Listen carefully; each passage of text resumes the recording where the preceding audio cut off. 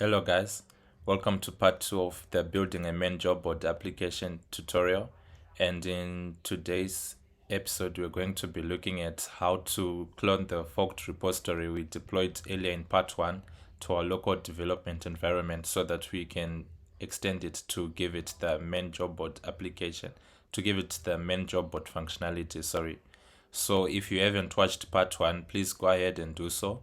In part 1, we looked at how to deploy the MERN stack deployment. We looked at the MERN stack deployment guide and deployed the MERN stack boilerplate application to production on Code Capsules, which got our application ready. So now we'll just be pushing the changes we make locally, and they will be updating on Code Capsules, since Code Capsules has continuous deployments automatically set up with the main branch. So for the first step of this tutorial of part 2, we'll need to clone the forked repository that we used in part 1 to our local development environment. So let's go ahead and do that. So this is the repository that we deployed to production on Code Capsules. So we'll need to clone it. So I'm just going to copy this URL for cloning it, and then to clone it to our local development environment. For this step, you can choose any folder that you want to clone it to. I'm going to clone it in this folder, git clone. Okay. Alright, so I've cloned it successfully, and if you can see, here is the repository. So I'll just cd into this repository, into this folder as well on my terminal here.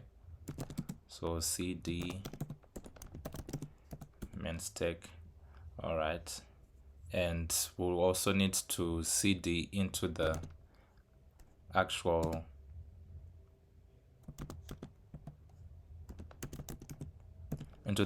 folder with the source code that we are looking for. Oh, I'm already in, sorry. Okay, so yeah, pardon my confusion there. We're in the MERN stack repository or folder here.